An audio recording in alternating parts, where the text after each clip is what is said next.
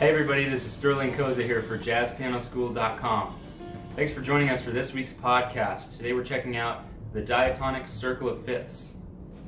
And don't forget to check out the free practice materials online at JazzPianoSchool.com/165. Here we go. So what do we mean exactly when we're talking about the Diatonic Circle of Fifths? Well, first it's important to know what we mean by the Circle of Fifths. Now, you can refer to an earlier podcast for a more in-depth explanation of the Circle of Fifths, but for now I'll give you the quick version. So, the Circle of Fifths is a cycle, and if we were starting on C, if we went down 1/5, we'd end up on F. Next, a fifth down would be B flat to E flat, and so on and so forth. And you can also go up to F instead of going down. C to F. Upwards is a fourth. The interval of a fourth. If we keep going, F to B flat to E flat, A flat, B flat. And eventually you'll get all the way back to C. So this cycle is a great way to go through all 12 keys.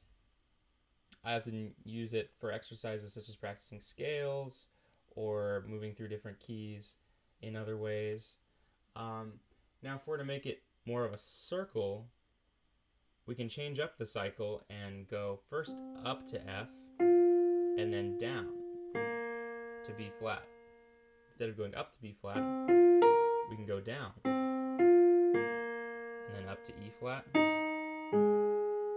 So we're going up a fourth, down a fifth, up a fourth, down a fifth. Same notes, just different order. If we keep going, it takes us all the way back to C.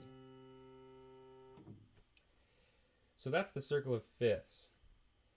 Now, today we're talking about the Diatonic Circle of Fifths. And when we mean diatonic, we're talking about all the notes within one scale. So diatonic meaning all in one tonality. In this case, diatonic in major, C major, would sound like that. So the Diatonic Circle of Fifths, instead of going down to B flat, we're going to stay in the key of C.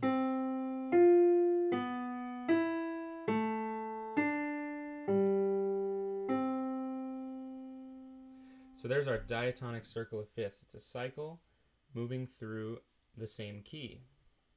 Now, if I were to harmonize that, it would look like this.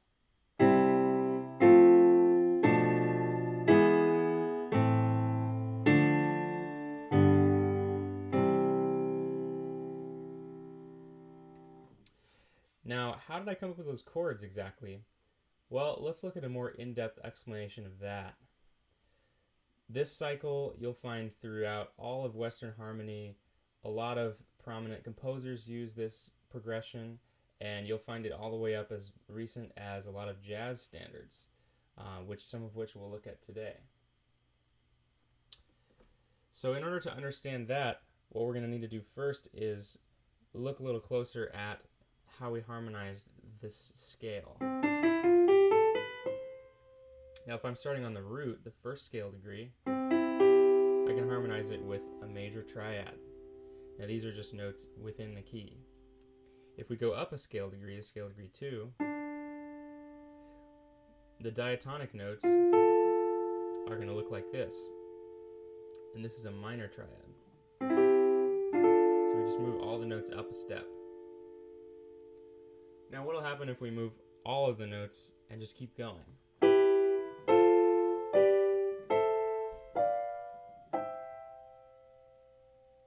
Now that's how we harmonize the major scale. In jazz we use 4 notes, so you can even harmonize it with 4 notes. And if we move those notes up the scale, it'll look like this.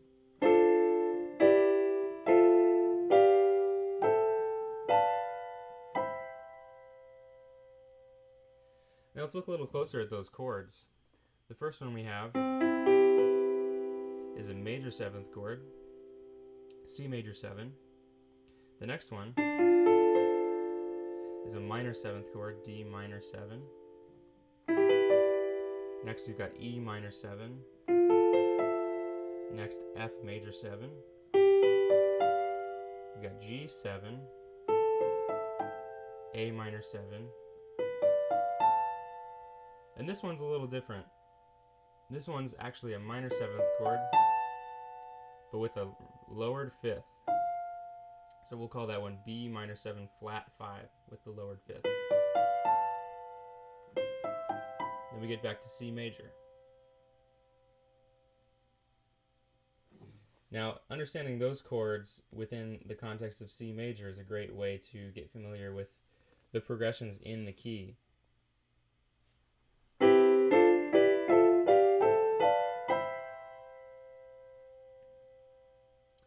So once you understand those chords, you can start harmonizing this cycle that we're talking about. So let's move to the key of B flat for a little bit, because one of the tunes we're talking about is in that key. Now if we have the diatonic circle of fifths, again the circle of fifths just moving within the key of B flat, it's going to look like this. B flat, E flat, A, D, G, C, F, B flat. Now if we're going to harmonize those chords with the technique we just talked about, we'd have B flat major 7, E flat major 7, A half diminished, there's that one with the flatted 5th, D minor 7, G minor 7, C minor 7, F7, B flat major 7. So there are those chords that we just looked at. Now, a great way to use this cycle to practice chord voicings, you can take these chords and expand them out a little bit.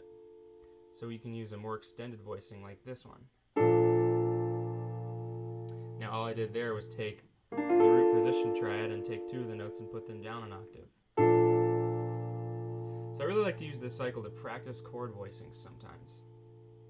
So we've got B flat, E flat, A, D, G, C, F, and then we're back to B flat.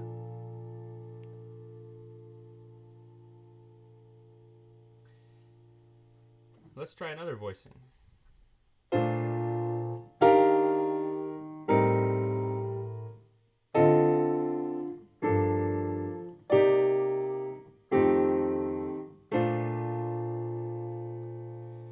So those voicings were transposed literally through the key. Some of them sound a little different than I'm used to. I haven't used some of those before. But what you can do is use a little different voice leading going through that cycle. Instead of jumping around so much, you can change the top note. So instead of jumping up to E flat, I went down to E flat.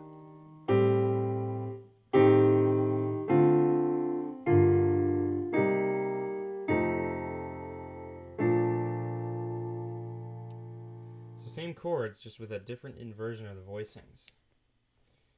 So try those out and see how they feel.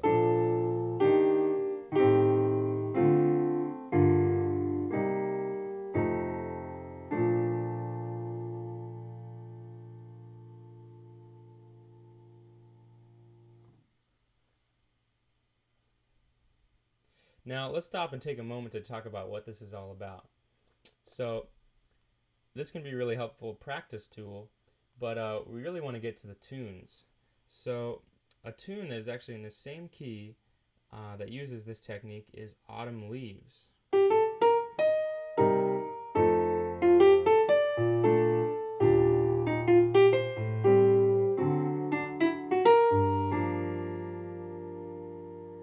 So there's that diatonic circle of fifths, except this time we're starting on C minor.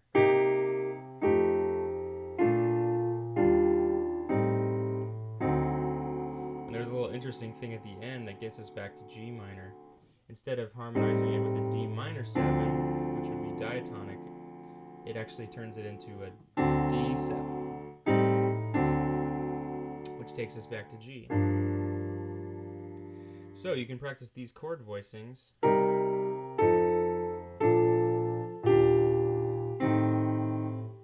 with the D7 in there,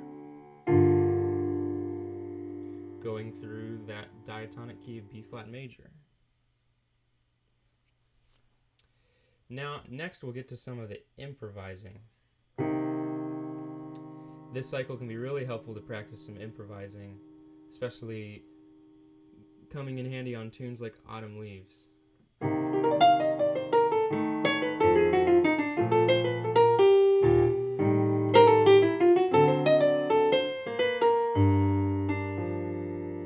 So that's one repetition through that cycle. Now what you can do to practice is just loop that. So when you get to G minor, just go to C minor again.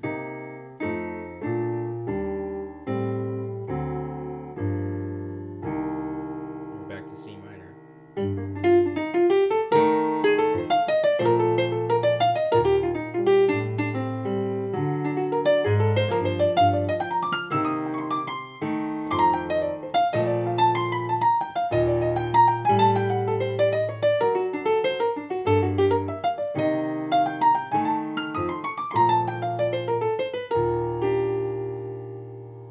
As you can see, it just kind of keeps going. Now, what would it be like if we put it in a different key? Let's try A flat, for example. Starting on B flat minor.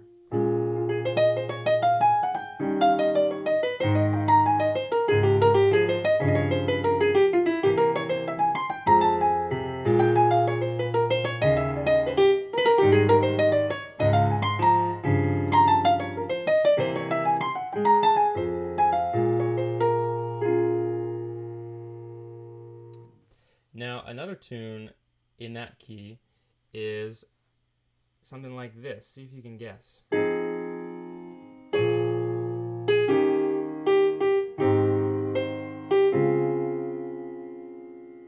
Sound familiar? Well, that's All the Things You Are.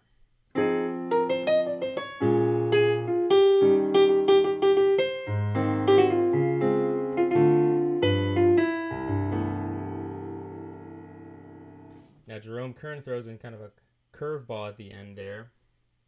When we get to D flat, it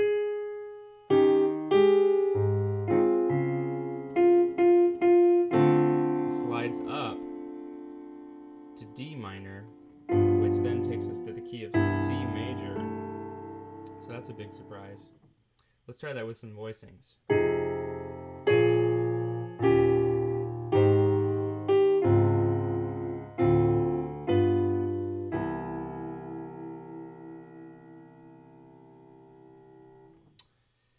So then you can start practicing improvising the diatonic circle of fifths in A flat, which is really just like the first 6 bars of All the Things You Are.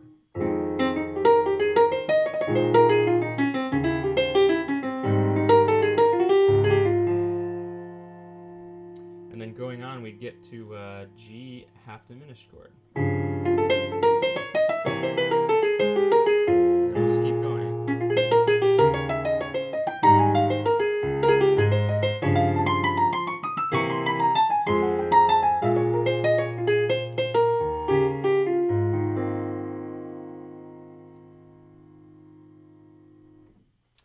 All right, well, keep taking that through a couple of different keys to get comfortable, and you'll find that'll really open up your playing in those keys when you get to tunes that use this cycle. And keep exploring some different voicings through the cycle.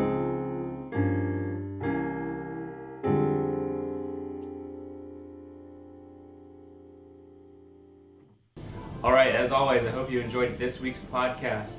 If you have any comments or questions, feel free to leave them down below. And again, don't forget to check out the free practice materials at jazzpianoschool.com/165. We're coming out with free content every week. We've got a lick of the week every Monday, and podcasts coming out every Wednesday.